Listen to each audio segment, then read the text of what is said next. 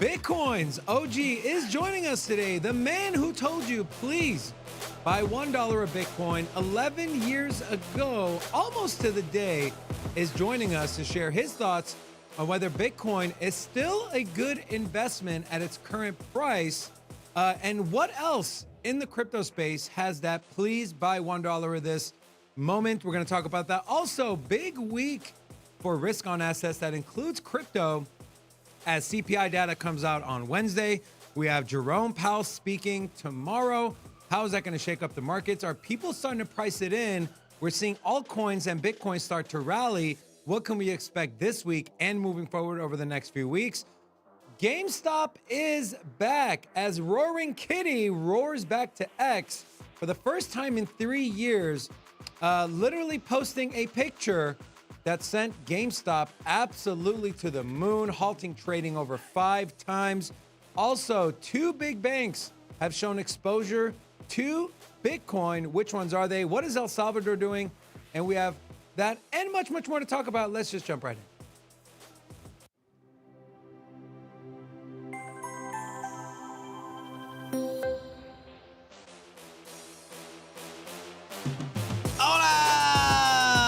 It's your boy, Big Rob, back in the house. Welcome to Sin City Crypto. If it's your first time checking us out, we're the entertainment-focused cryptocurrency channel. We take old, boring, and, well, stale information and repackage that whole thing up in a fun and sexy way.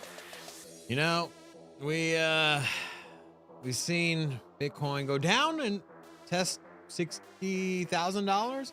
And we've also seen it, well, rally, and now it's up to about $63,000. So, you know, I'm just going to jump right in. Let's take a look at the ETF flows here. So ETF flows from Friday, we have, this is from Farside. So Grayscale, guys, you know, we thought it was over yet again. This time it's for real this time, but it wasn't for real this time. So who knows what's going on? But we saw BlackRock saw inflows of $12.4 million. Fidelity saw flows of 5.3 million, a bunch of goose eggs, including from Bitwise, ARK, Invesco, Valkyrie, Van Eck, small inflows from BTCW. Guys, remind me, BTCW, remind me which one that is. Is that Bitwise? Let me know in the comments, because if I have to go search for it, it'll take me some time. Maybe you guys can help me. And then Grayscale, outflows in the 8 digits again, $103 million of outflows. I mean, we take a look. Grayscale had a big inflow day on May 3rd, followed by a small inflow day that Monday, the following Monday at 3.9 million. Then it's been negative, flat, and then negative on Friday again, $103 million, bringing our total net flow to negative $84.7 million for the totality of the ETF flows. Now, that might seem like some bad news, but I got some great news to share with you. what's up? The great news: the largest bank in Switzerland, Robin, Swiss bank UBS, discloses it holds shares of BlackRock's Bitcoin spot ETF. We told you this was going to happen as the 13F filings and the quarterly filings come out for these banks, for these institutions, for these publicly traded companies. We told you that there was going to be banks, institutions, money managers, some of your favorite companies. Well, I don't know about favorite, but maybe some companies that you have money with or you invest with, they are going to show exposure to Bitcoin. UBS is one of them. So you have, okay, this is the growing list. We had Wells Fargo disclosed. Also, JP Morgan Chase also disclosed that they both custody Bitcoin. And now you got UBS. So who doesn't have exposure? I think the only bank that hasn't come out is Bank of America, right? I mean, and yet I wouldn't be surprised if maybe, you know, this is the quarterly earnings season right now. So one by one, we're getting these publicly traded reports basically saying, hey, what am I holding? What is our company holding? And we're seeing one by one, the people that said crypto is a Ponzi scheme and is fake, particularly Jamie Dimon. Well, what do you know? Look over here. We're buying over here, right? And say one thing, do the other. The smart money is buying Bitcoin. That's basically what we have. And they're going in front of microphones and in front of mainstream media saying, hey, too volatile, don't buy it. There's no use case or utility. But all the while, they're buying on the back end. So the list: Wells Fargo, JP Morgan, UBS, just announced. Wait, I got. And who else? I got another one tattoo list. The Bank of Montreal, one of the largest banks in Canada, discloses spot Bitcoin ETF holdings. Also, you have hedge fund Bracebridge Capital reported owning $262 million of the ARK spot ETF and another $81 million of BlackRock's ETF, bringing their total to over $340 million of exposure to the Bitcoin spot ETF. And my friends, this is just the beginning. The list will continue to grow. So while your friends, your family, some people who when Bitcoin's going up might say, well, what do I do? I want to buy Bitcoin. And then when Bitcoin goes down, they either forget about it or maybe you get a nice little text like, how's Bitcoin doing? With a winky face or the smiley face. And so, guys, don't pay attention to the narratives. Take a look at what's really happening. How is it being adopted globally? You got some of the largest money managers, the largest banks. These companies don't make it to where they are without making good investment decisions. And overwhelmingly, we're seeing that a lot of the top ones are getting exposure to Bitcoin via the ETF. This is something that kind of everyone's been talking about in the space, that we need a rail, we need a system, we need a vehicle to be able to onboard these institutions, onboard these large money managers, and we have it via the spot ETF. And so eventually, if you're wondering, well, why isn't the price going up? Eventually, you guys, there's going to be so much demand pressure. And on the flip side, on the supply side, when you can't do anything about the supply, it is a fixed supply that has dropped by half as far as the block subsidy, going back to April with the halving. I mean, it's just basic math, right? I did want to give a little love to the chat. I see we got a first-time guest here. Might have corralled the community up, and we got Davinci coming on here in a little bit, and I see some people, some new names here. So if you are new here, say hello. We'd love to give you a little shout-out. We got Rifleman, John Jacob, All Set, Hele, Kamikaze, Sonal, Sean, El Chingon, Sir Khan, JR, Brian, Anime, and then we got Burke as well.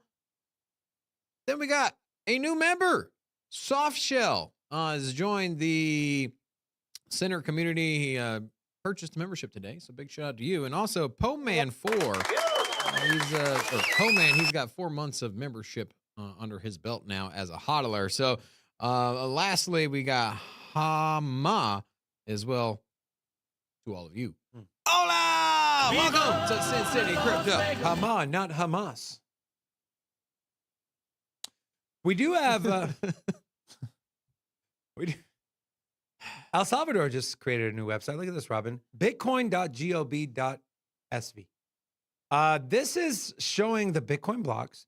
It also shows how much Bitcoin they've bought and what their current holdings are. And then so also has a little timeline feed where it pretty much grabs all the posts that the president Nayib Bukele makes, shows you their balance history, when they bought, their treasury.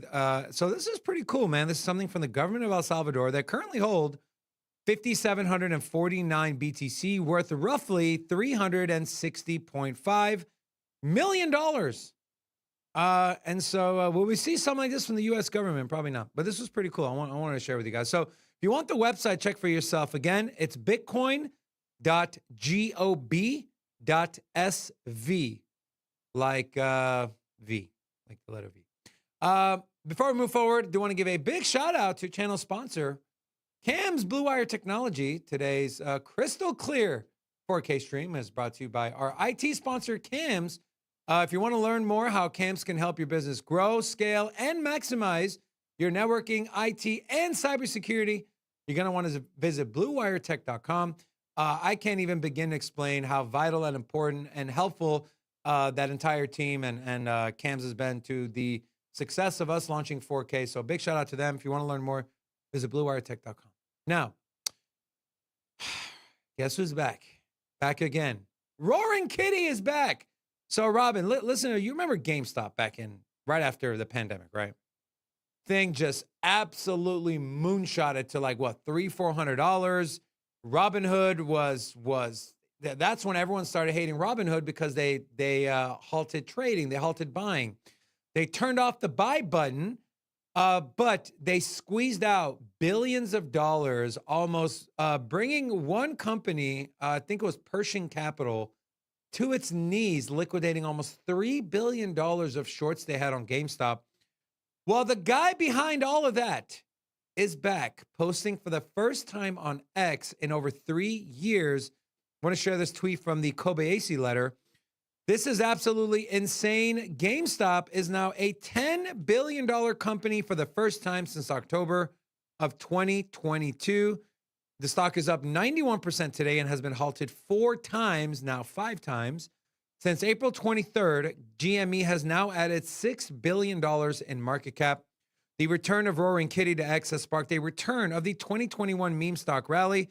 As a result, GME is now one of the 600 largest public companies in the United States. A business model that is kind of dead, right? It's like the Blockbuster of gaming. Now you can go to the PlayStation Store, the Xbox Store, download directly on your console, or some of these consoles don't even have disc slots anymore. You just got to download games. And then you have a brick and mortar shop like GameStop, where you go in there and you buy the actual physical games. We can see the trend going away from that, kind of like Netflix and Blockbuster, but GameStop is now in the top 600 most valuable companies. And this was a tweet that started it all. Robin, just this. You see this? A picture of a dude sitting up in the chair. Well, we know if you are competitive at gaming, well, leaning back in your chair, you are at an extreme disadvantage. And when you lean forward with the controller in hand, well, your KD, also known as your kill to death ratio, and multiplayer and also in Battle Royale, well, percentages go up. And for a trader, the same thing is true here. Basically, it's an analogy. Sit up in your chair, pay attention. Wow, about to get real. Thank you for that, Robin. Well, we know. You have no idea what we're talking about. Yes. But the thing is we know what happened last time. Oh, we know what happened. We know what happened last time, because ultimately, what kicked off the whole damn bull market you could argue it was Bitcoin halving that kicked off the bull market, but you could make a case that the GameStop really kicked off the crypto bull market, right? Because before that, it wasn't much going on, right? We had the price of Bitcoin going up, trending up and to the right, and then GameStop shot up. Then Robinhood with Doge and also the ability to buy Bitcoin through Robinhood was very pivotal into the bull market of last 2020. Made a lot of people money. Yeah. Also, it screwed a lot of people over because people weren't able to buy or sell. And so... yeah, well, they had all those congressional hearings about, was that justified, turning off the trading? I don't know. Very interesting. Yeah. And then there was this hype video that Roaring Kitty put out. And he's kind of been on a tweet storm here. But this really, rallied the GME community. I know it's a black screen right now, but Fine.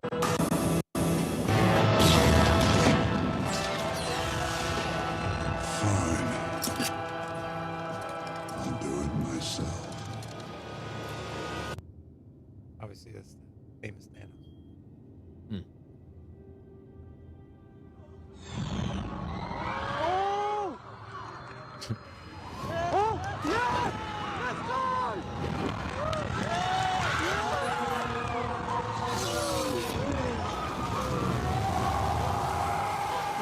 Pretty hot video, man. So you think this is a... So you think that what we're seeing at a GameStop as an indicator of what the speculative markets are going to do, That or was at going to least be in my crypto question. markets? That was going to be my question to you, right? Is obviously we talk about retail coming in. Well, retail's having trouble. Retail can't pay their rent. Retail apparently has got money. They got money laying around. I don't know if they're not paying their bills and putting it in a GameStop. Definitely not recommended.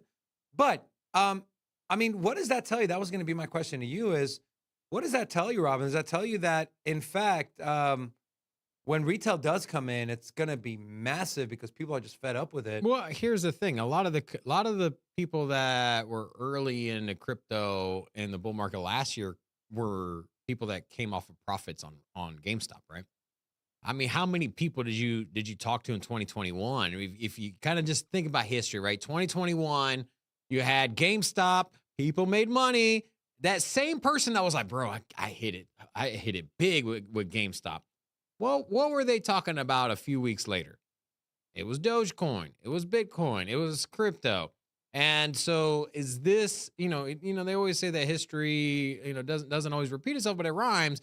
And but could this be an indicator of the coming markets? And not to mention, it is an election year here in the States. And so, you know, for markets and the financial system, we have seen economic prosperity during an election year, is particularly one where the incumbent president is up for re-election. We know that the sitting president likes to loosen up monetary policies and spur economic activity. That way, going into the election, they're more likely to get reelected with an economy that is booming. And so, I don't know. There's a lot of things on the horizon that say that we're about to go parabolic. Not everyone was happy about the GME rally. A live shot of Nancy Pelosi. Who the F is Roaring Kitty? We need to stop him. And so, man, it's crazy. It just shows you when people band together, what they can do, right? Bringing one of the largest hedge funds, pretty much on the brink of bankruptcy, by just rallying together, buying the GameStop.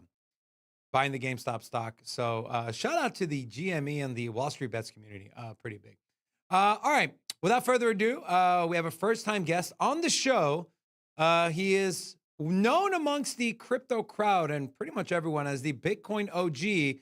Almost 11 years ago to the day, he made a video that's got over 2 million views that begged people, please just buy $1 worth of Bitcoin. And that is none other than the man Davinci. He's joining us today. Davinci, how you doing, man? You know how I do. I'm in the pot 5x5, man. How you doing? We're great, man. I'm David. This is Robin. It's a pleasure to have you on the show, brother. Before we get into Bitcoin, I got to ask you, what are your thoughts on what's happening with GameStop and the comeback of Roaring Kitty? Have you been following this? I'm sure you've seen it on your timeline on X. Actually, I haven't been following it. It's like the GameStop and Rory Kitty. What the hell? What is Rory Kitty? I haven't seen anything about this, but I know about GameStop from the early years in 2021 and last time, right? Hello, did we lose you there? Okay, No, you're good. Yeah, I remember that people bought GameStop and made a lot of money, and they closed the hedge fund. But didn't they get a bailout? Yeah, like you mentioned, Davinci, back in 2021, there was a streamer. He went by Roaring Kitty. He kind of rallied everyone into GameStop. That's when GameStop went up from like $3 or $4. It was on the brink of bankruptcy to over $300. And then some funny stuff happened where people couldn't buy, people couldn't sell. The main platform, Robinhood, that people were buying on, were halting trading. The guy went silent for 3 years on social media, and then today posted a picture of that meme where it's like leaning back and then leaning forward in your chair, and the thing just absolutely rallied. They had to halt trading 5 times up until this point. Could be more now, but I guess my question, I'll ask you the same question I asked Robin. You've been in the Bitcoin and the crypto space for a while. This is really the first cycle where we're seeing institutions start to pile in. So meaning it's been more retail driven. Seeing what's happening today with GameStop and kind of seeing where Bitcoin, what Bitcoin has done over the last 6 months or so. What's your pulse on retail? Do you think this cycle is also going to be retail driven, or you think it's going to be the institutions really grabbing a hold of this thing via the ETF and pushing the price up? Well, I think if the retail does come in, they'll only come in through the ETF. They won't come in through the regular channels of exchanges and so forth. Mostly because the exchanges are making it very, very difficult for people to actually use them.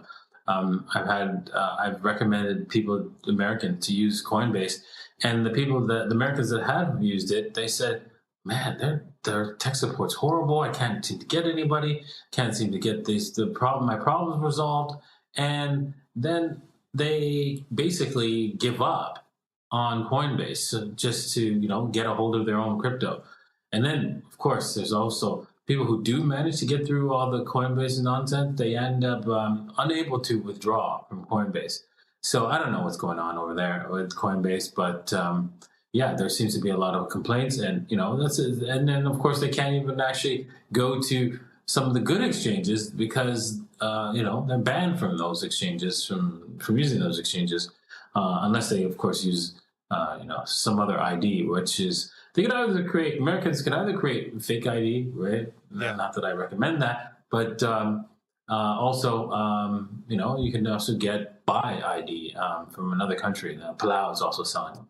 Yeah, interesting is that with the exchanges, or at least the regulators here in the States, a lot of times they work through the banks here to shut down the on and off ramps. So, at face value, Coinbase or replace Coinbase with any crypto exchange, the banks will just simply shut off your ability to on and off ramp. And so, at face value, the exchange is up and running. You can buy and sell, but hey, good luck getting money in and out of the exchange. Or a lot of times they just shut down your bank account, which is a pretty Yeah, exactly. complicated nightmare. Now they don't take your money here in the States. They'll just cut you a check, close your bank account, but it's still pretty. They find ways to circumvent the operations of the exchanges. Yeah, I've had that happen in Chile. Back when I was living there, first off, they cut off all the exchanges first, the banking for all exchanges in Chile. And then the Supreme Court overturned the ruling of all the banks, like cutting off the exchanges. They can't do that, right? A corporation should have access to banking. And so went after the individuals and started closing individual accounts that were going to exchanges. So yeah, that happens not only in Chile but over here in Dubai. I mean, I'm in a group where people were complaining how a specific bank here in Dubai was cutting them off from because they were receiving money from a crypto exchange, and that was it. There was like, yes, nah. And it makes sense. I mean, come on, right? If you get into a cab, right, and you say, "What do you think about Uber?" It'd be like, "Yeah, I don't like Uber," of course, right? And if he could cut you off from using Uber, he would, right? That's just how it is. So obviously, the banks can cut you off from using crypto, and that's what they're going to do. So you have to live with it because, hey, if you're going to take away their ability to print money, and so that they can rob from you, they're not going to like that. They're not going to like if you take away a slave, right? I can print money, and you have to work for it. That means you're a slave. I don't want my slaves to get away. Yeah, and then on top of that, once you do onboard, fiat currency onto an exchange, essentially that money is leaving their little fly scheme, right? The little flywheel of money sloshing around, whether it's to take your money and lend it out via personal loans or credit cards or mortgages. So definitely not good for them. Davinci, I want to ask you, I introduced you by saying, 11 years ago, almost to the day, you begged people to buy $1 of Bitcoin. I want to ask you, do you think Bitcoin, obviously we know Bitcoin back then was around $111. We know, obviously, hindsight, great investment. Do you think Bitcoin today, current price, and I'm just going to tell you what the current price exactly is, $62,626. Do you think Bitcoin is still a good investment? Of course, this is just your opinion, not really telling anyone what to do. Yes, I really do. I think Bitcoin is what Michael Saylor calls the apex asset. I think it will definitely take out every single asset. I think when the day comes, there will be a day when Bitcoin goes into a bubble that will outstrip all the bubbles in the history of mankind. Why? Well, because it's going to take over as money. And when that happens, not just wealth of all the paper money that exists will run into it, but I'm talking like your people who store their wealth in their house, people who store their wealth in artwork, and they don't really care about the artwork. They just want someplace to store it because they don't want to store it in dollars. The people who store their wealth in cars, collectibles, all that wealth, means of storing wealth, will go into Bitcoin in a massive sense.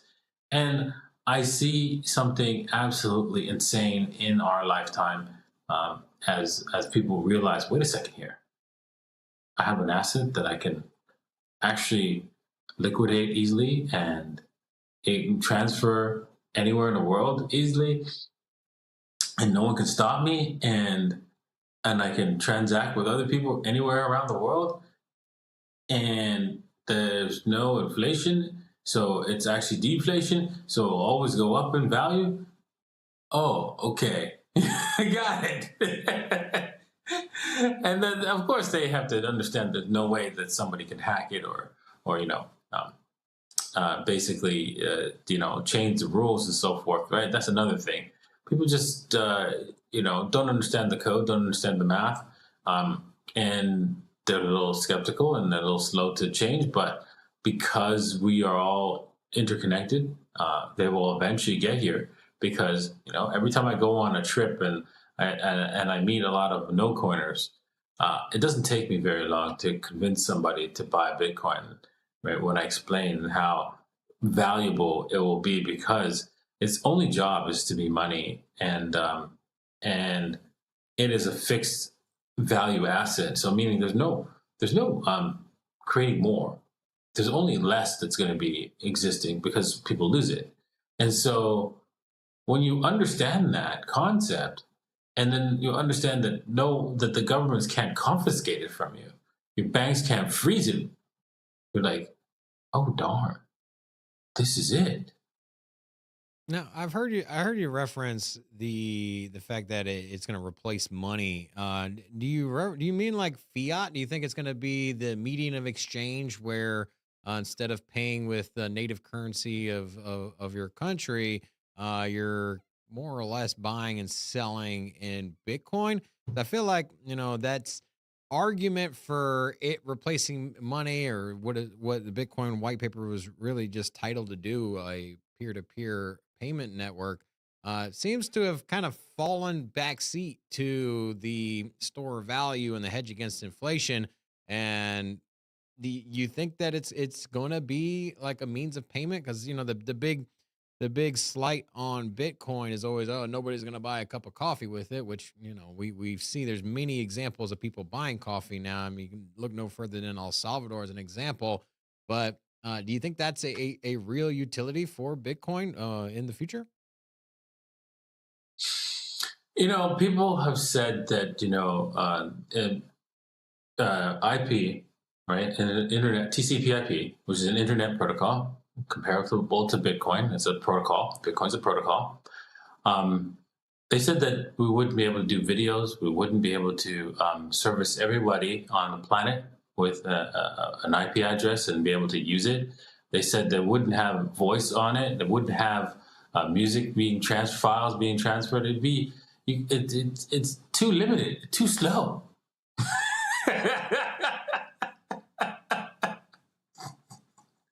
Right. You see where I'm going at, right? Yeah. Right. You see how that's what it was said for TCP/IP, and that's what it said for Bitcoin. Yeah. well, good luck with that if you think that that's how it's going to always be. Yeah, good luck with that. Davinci, I want to ask you, right? So Bitcoin by a dollar. Excuse me. Is there another coin that you kind of got on your radar that you're like, hey, just please buy $1? Is there another one? Not really. I mean, everything is, risk right now because, everybody's trying to do different experiments. Of course, the next coin that I would suggest people own is Ethereum, right? I think Ethereum has a lot of use case, and with the shards and so forth, and you'd be able to move Ethereum to other networks easily enough. That's the next big thing, right? So make sure you have some Ethereum because people are building on sharded networks such as Base and so forth. So yeah, and now you can go into a meme coin, of course, and put in $1 and see it go crazy. But I would not hold it beyond the cycle that we have, right? Because that's just the way it is, right?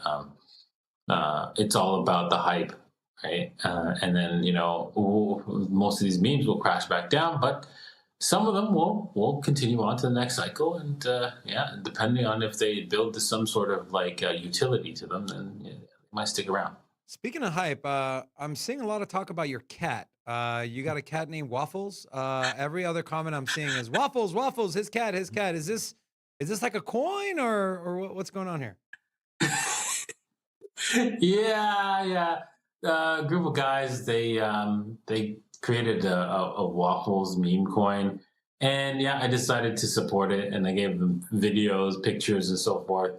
I also asked for a large sum of coins that they can't dump on the market, so I'm holding a large sum, and if we can get it to $1 billion market cap, then I think we'll convert it into something useful, something more than just a meme coin, and provide some sort of service and value for the holders of that token. So I think that's the most important thing. And if you do build a meme coin, you are lucky enough to make it into something that's worth a lot of money. I think it's incumbent on you to make it more than just a meme and actually build something real and valuable that people can use and give it. I mean, do your best shot at it at least, right? Because why run off and buy Lamborghinis and AP watches and all kinds of nonsense, right? Build something, right, to help other people. Yeah, I mean, I would like a Lambo too. But, I'll kind of end it. I'll kind of end it with this question, Davinci. Is we talked about memes here briefly. Do you think memes are net positive or net negative for the growth of crypto and our space moving forward? I think anything that we do and people use or willing to use is fine. I mean, you could say, is video games a net negative or a net positive on society? There's obviously an argument for a net negative and an argument for a net positive. But either way, people are willing to play video games, and the market is massive in the video game space. It's bigger, it's the biggest entertainment industry out there. It's bigger than movies, and so effectively, meme coins, right, are just a new entertainment for people to basically gamble or hope for a lottery ticket by getting onto a meme coin early and seeing if it goes to something absolutely spectacular. And and that can happen in this space because crypto is about money, and the amount of money that's been printed out there, the amount of money that exists out there is a lot more than most people understand. What you don't seem to understand, if you just count deposits and what's it called, cash, physical cash, that doesn't give you an actual accurate sum of money. You have to actually include all the federal debts of every single government, because those governments actually are not going to default because they have a printing press. So that effectively means their debts are money as well. So that adds to the money supply significantly. And then on top of that, you can probably even get into local and municipal debts. included in these buckets. So yeah, it gets the amount of value of money that's out there is like unreal, and that's coming into the crypto space. And you can see that it doesn't take a whole lot of money to move something to a 1 million market cap, 10 million market cap, or even a 100 million market cap. It takes only a fraction of that money to actually get it to those market caps. So you're going to see lots of different assets explode in this space, and including the meme coins, right? So yeah, just be careful, right? Make sure you only put in as much money as you're willing to lose, and give it a shot, right? You can give me Waffles a shot, but no guarantees. So we'll do our best to market the Waffles coin and let everybody know about it. But at the end of the day, it is a meme coin. It is about getting the people hyped up and getting them into it, and I think we can do that, but there's no guarantees of that.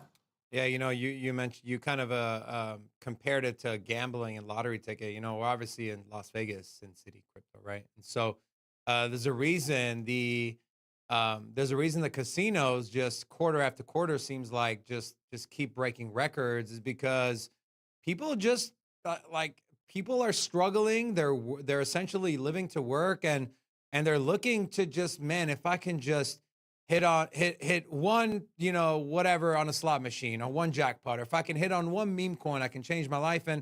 And I can tell you, I can count on 5 fingers people I know that it's literally changed their lives. I mean, me personally, I had, my first 100x was in a meme coin.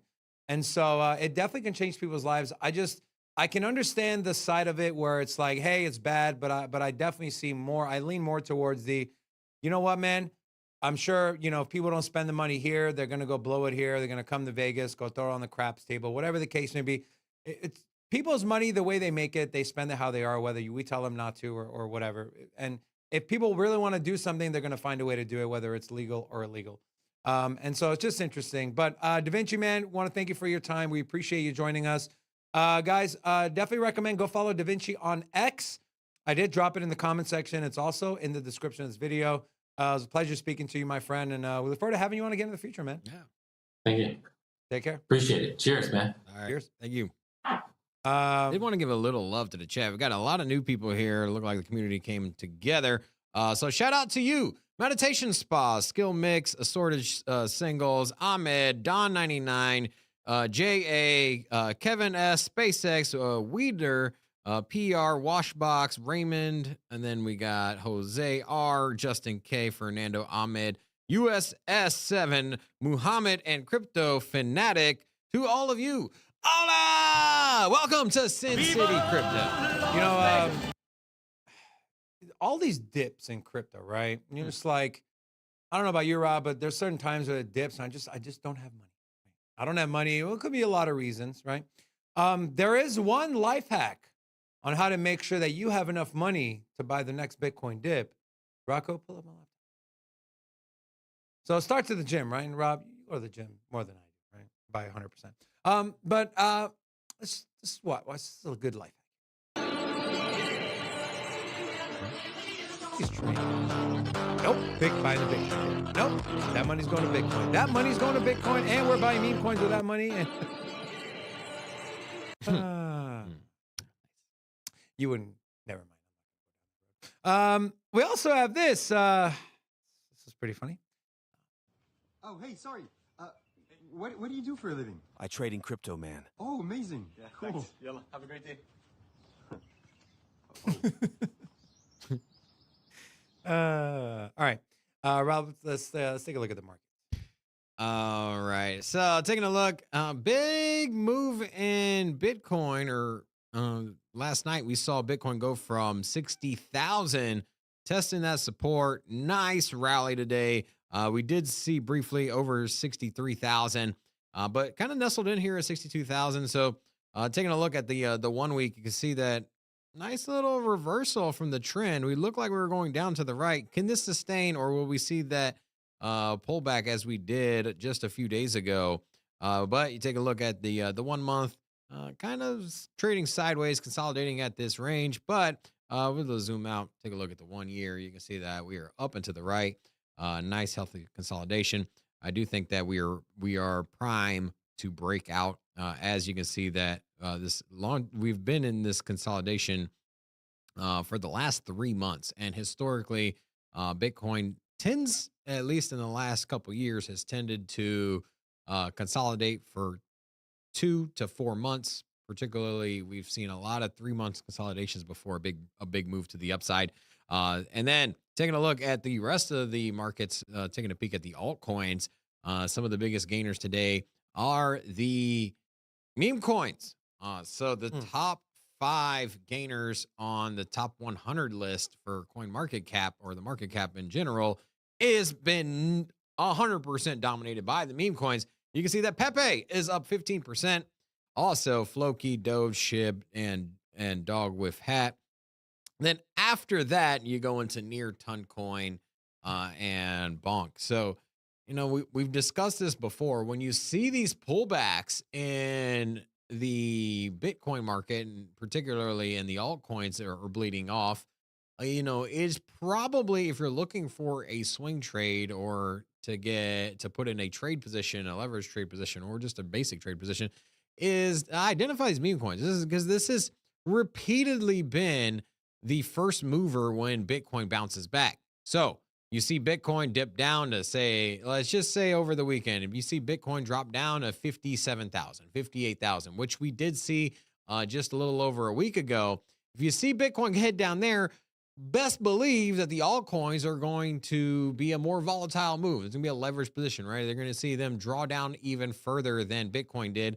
And we'll see the likes of these 15%, 18% on the week. We'll see these turn red in around the same amount, right? So you'll see Pepe down 20, 30% if you get a big move down with Bitcoin.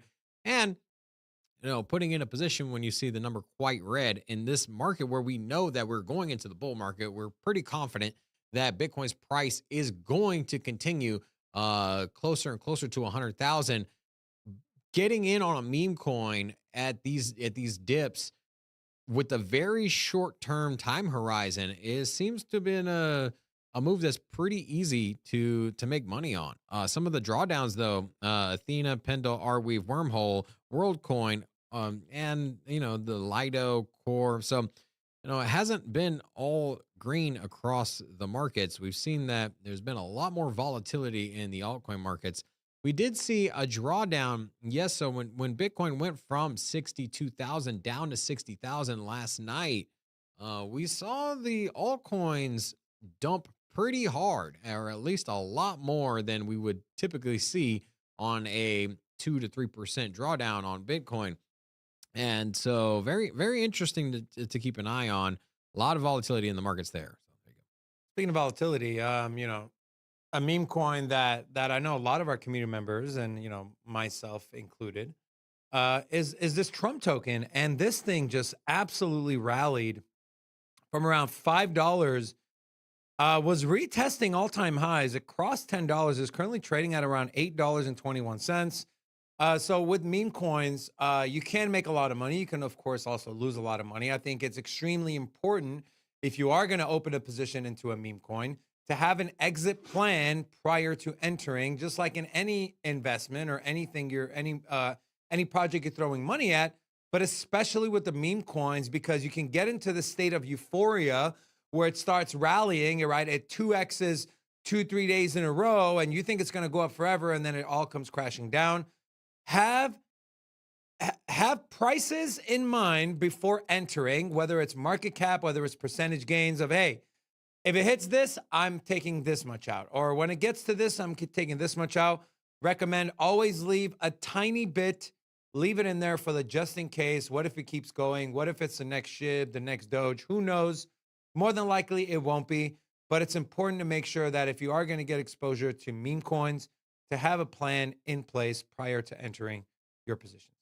Now, I did mention at the beginning of the show that there's a big week for crypto and risk on assets in general.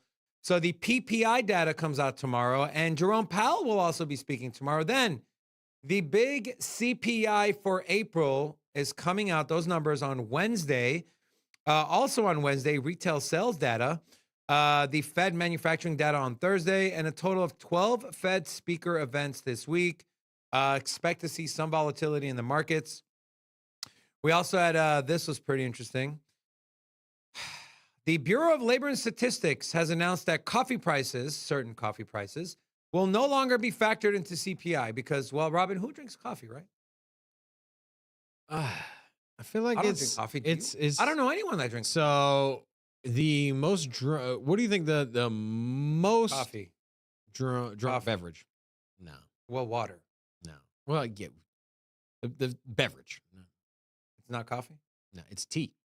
But next up, coffee.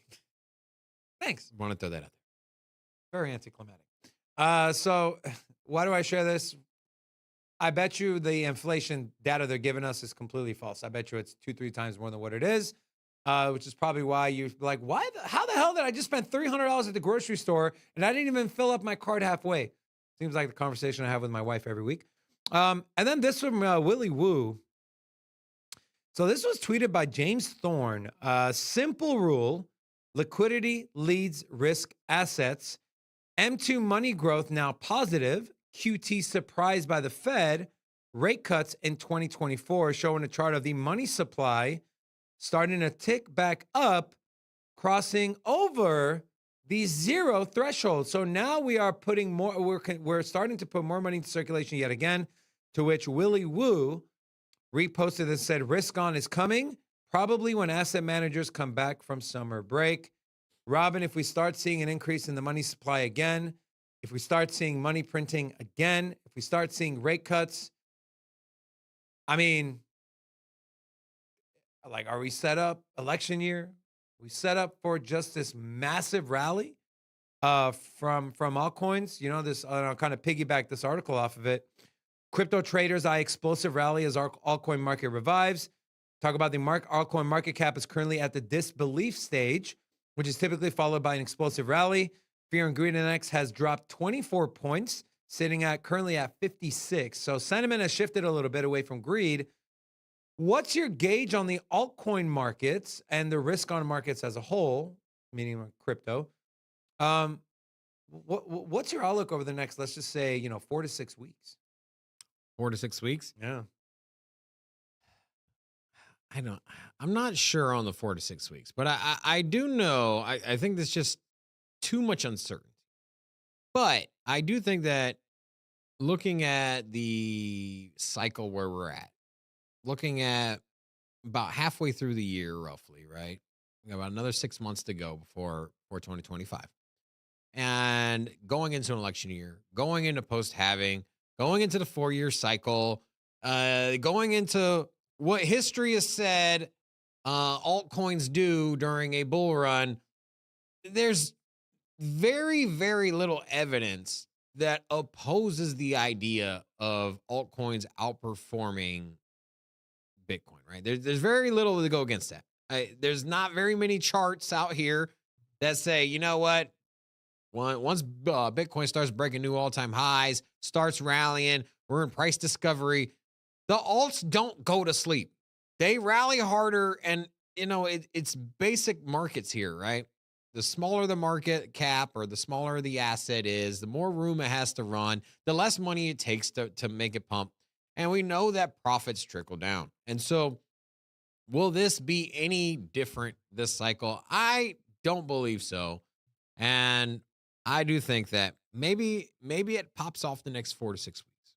That I'm not sure. I'm not sure how parabolic we run up. I'm not sure if we're ready for that big SHIB move. And maybe the GameStop is an indicator of what the markets are primed to do. But I just look at it from, hey, let's start identifying, let's start sniping out some of these altcoins, some of these higher risk plays, because there's a lot of fuel out there and it's about to burn.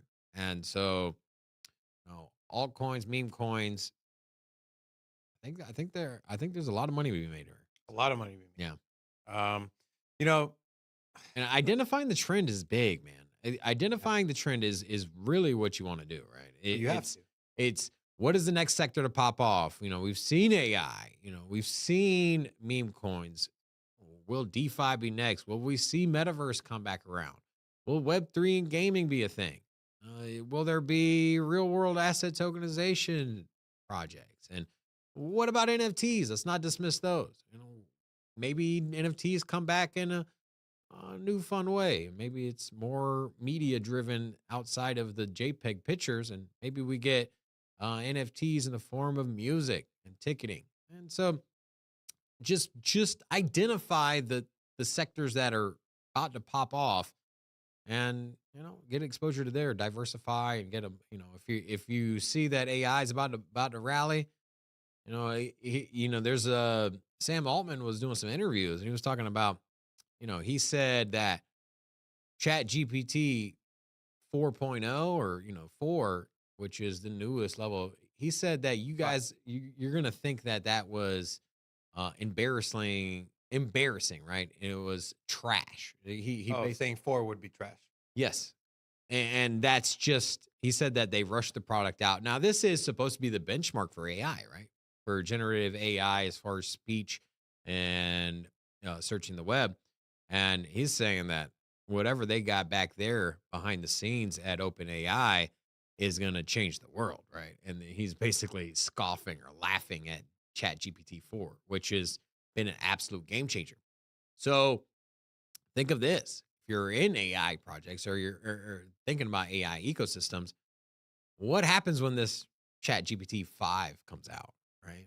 And it's going to be a buzz, right? What's going to happen to the stock prices of AI on Wall Street? We know those are going to rally. And what happens when AI rallies? Well, NVIDIA rallies. And what happens when NVIDIA and AI rallies? Well, the AI tokens do. So it's just one example of identifying a sector and getting position on it, right?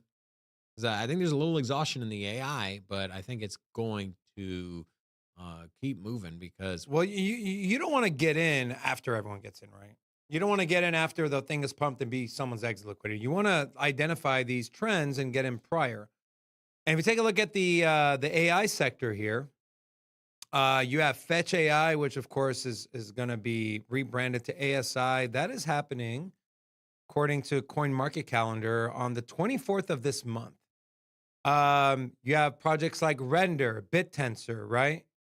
You have other projects that are not listed on here, like Near Protocol, like ICP, like Arweave. A lot of good projects that Rob mentioned. When it comes out, and I 100% agree with what he's saying, there's going to be a lot of buzz, there's going to be a lot of hype, and people are going to pile into AI. AI is a narrative that I don't think is going away anytime soon.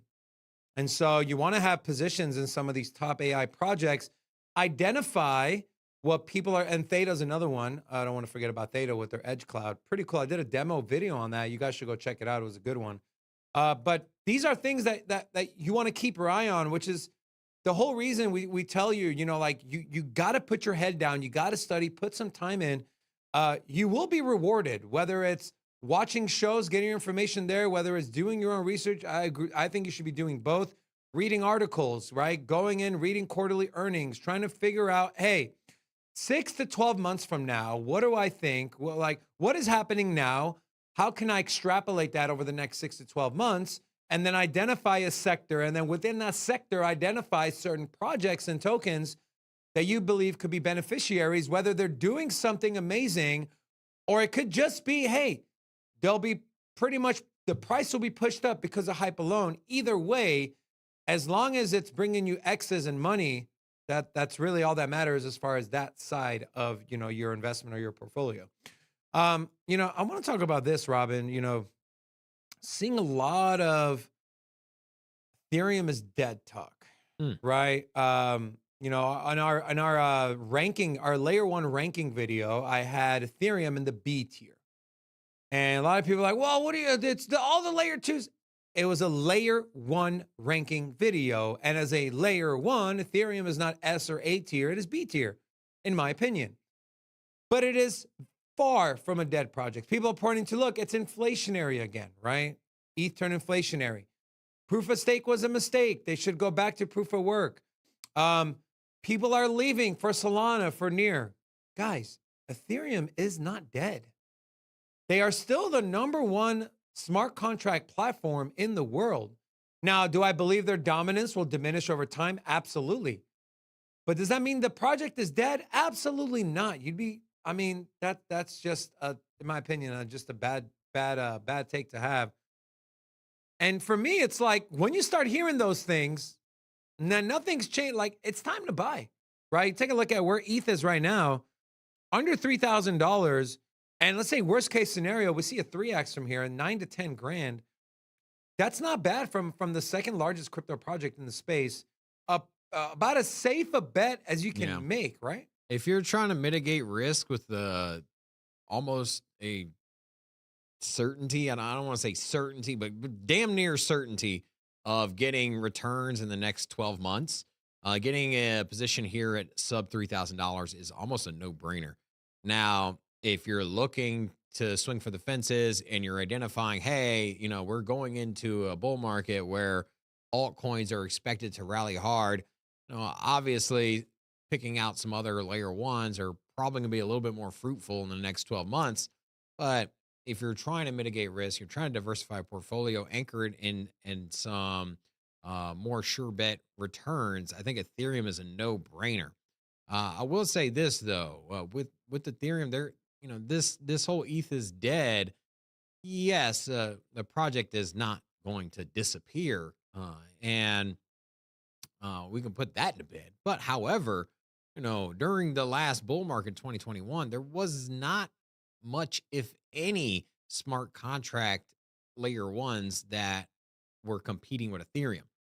So you had Ethereum, then shortly thereafter in the bull market, you had Binance Chain, and then later on came Solana, Cardano at the very tail end. And will we see more flight from the Ethereum ecosystem when it comes to dApps and developers and the community? I think so, especially if transactions are as expensive as they are, if the throughput issues are there. I think that it's a no-brainer for the community out there to experiment with other chains, for developers to build elsewhere, for products to be found on other chains that are a little bit more cheaper and affordable.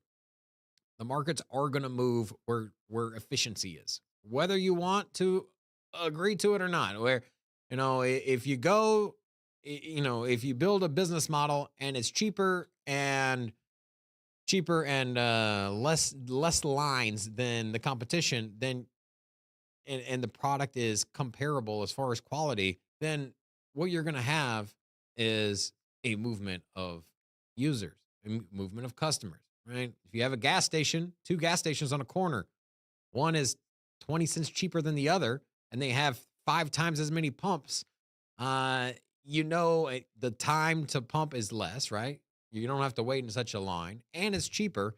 That gas station is going to be a little more profitable. Look no further than Costco. Costco undercuts all of the competition here in the United States as far as their gasoline. They have a large amount of pumps there, and people are lined up there to buy gasoline because it's cheaper and it's quick. Funny you say that, Robin. I remember a trip we took where I said, hey, look, gas is 10 cents cheaper there. You said, just 10 cents, man. Just pump here. You remember that? No. You don't. Of course you don't. It's the same trip where we went back and forth on Apple Maps or Google Maps. Does that ring a bell? Think about it. You still using that Google crap?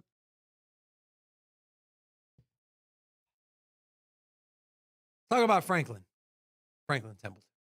Their CEO is excited about the future of blockchain. So this is not the head of digital assets at Franklin Templeton. This is the CEO of the entire company, right? Expresses her love for blockchains, expressed her enthusiasm for blockchain's potential, emphasizing that her firm has been working on new ways to leverage the technology. During her interview, Ms. Johnson shared that the trillion-dollar asset management firm gained many insights from in-house experiments comparing traditional and blockchain technologies. She said, quote, "We were astonished by how much less cost it was to run it on the blockchain. It's a very effective technology, and we think it is going to open up a lot of new investment opportunities." Convinced by the technology's potential, the CEO hinted at Franklin Templeton's plans to explore new investment avenues, including on-chain ETFs and mutual funds. Uh, guys, the largest companies, the smartest people are taking note. Right? It's just like Thanos when he said, "I am inevitable." The blockchain and crypto is inevitable. From supply chain, from medical records, from cloud computing, from running smart contracts, tokenizing homes, tokenizing assets. You take something like Ticketmaster, where sometimes the fee is more than the ticket itself. You can get rid of all of that. You take something like buying a home, 18 to 20% savings on fees between the fee for your real estate broker, the real estate agent, the title companies, the insurance companies, everyone that takes a piece of the pie as everything becomes more expensive, and payments as well, right? Think about 3 to 4% that Visa, MasterCard, American Express charge the business every time there's a swipe. Now, if crypto and stable coins replace that, blockchain replaces that, could that 3 to 4%, could that now be passed down to the consumer? And you're looking at 3 to 4%. Well, where's inflation according to the government? 3 to 4%. It's these small things that add on top of each other that can help with people struggling to pay bills, people struggling to save money. And so this is something. As people become squeezed and priced out with the valuation of the dollar or whatever currency, it's not just here in the States, but through inflation and debasement of the currency, you purchase less and less. And you look at home prices, as you mentioned, as an indicator like, hey, I can't afford a house. The median price of a house is now over $250,000. And well, here in Las Vegas, it's about $400,000 for a home, but yet the median salary hasn't kept up with the price of homes. And so you're getting priced out. What we're going to see is that, as you alluded to, is that, hey, the fees and the prices are stacking on top of already inflated prices, right? So I can barely afford a new home here in the United States. And on top of that, all these fees are pricing out the people that can barely make it. And so there's going to be a market where, hey, if you can undercut the competition with without charging those fees and make a house more affordable, people are gonna go there, right? If I can say, hey, I can buy this $300,000 house, I can afford about $320,000. With the fees, it'll be $380,000. It'll be $400,000, right? At the end of the day, which is now outside of my budget. But if I could take that same $300,000 house and buy it for $300,000, now it's under my budget. Obviously, I'm going to go there versus the competition. And so what you'll see is a market shift from inefficiencies to efficiencies. And what we're seeing with tokenization of real world assets, and what we're seeing with Franklin Templeton, is that the biggest companies out here, the smartest companies, the ones that control the most assets under and the most value, trillions of dollars, what we're seeing is that they are using blockchain, they are using the technology to save not only themselves, but also their clients' money at the end of the day. And the people that embrace that technology are going to win. It's a net positive for blockchain in general. But I don't know. I mean, I think we're going to see a lot more of this, man. We're going to see a lot more of this coming up. I mean, it makes sense. And who's going to be the beneficiaries? The people that got in early, the companies that decide to adopt the blockchain technology. And so what I'll tell you is this, is you don't want to be left behind, right? Again, this is going back to buying a narrative. Where do you think the trend is going? Identifying a sector, identifying projects within that sector, and then getting exposure to them. And you can look back 3 to 5 years from now and say, damn, that was a good decision, man. You can be that one branch on your family tree that completely changed the future generations of your family. And so this is the opportunity that we have in front of us here. It's just, we can't get carried away and can't get too greedy. That'll do it for the show today. I want to give one more thank you to channel sponsor, Cam's Blue Wire Technology. If you want to learn how they can help your business scale and grow, visit bluewiretech.com. And so also a big thank you to Davinci for joining us. Good insight from someone who's been in the space for quite a while. That's all I got. Anyone else in here have anything else they want to add? No, man, we're good to go, baby. We're good? All right. Rocco. Oh, Rocco with hat. Okay. Better behave. We Were got you a in David with Istanbul, that. Turkey, Rocco? Is that why you are not returning our phone calls? Yeah, that's why I was in Turkey. I was on the yacht. You're in the yacht. Okay. I was Got right it, there. got it. Guys, thank you so much for tuning in. Make sure to come back tomorrow. Same place, same time. We love you guys. Enjoy the rest of your day. We'll see you tomorrow. Sin City, crypto. Everybody know we here for entertainment and info. Gonna show you how to get that big dough. So every day stay tapped in for big facts, no capping. With Bitcoin, if you're in, then you win. We divide the pie with no fraction. It's Big Rob, David. I spit the game, but they gave it. Name the coin that's your favorite. I got dry powder, why save it? To the OGs, new beginners. Special shout out to the well members. Buy the dip, sell winners. Ain't really nothing you can tell sinners. Tune in for the latest new flavors. They gonna teach us meme coins. They polarizing like barbecue chicken pizzas. I laugh with a major grin. Laggers, we trade them in. Baddies, they came to sin. And sinners gon' play to win. Screaming, hola, till my bags are flowing over. Hold ya to the moon and to the solar. Won't I? Don't be letting FOMO control ya. It's over when the finger tornado close ya.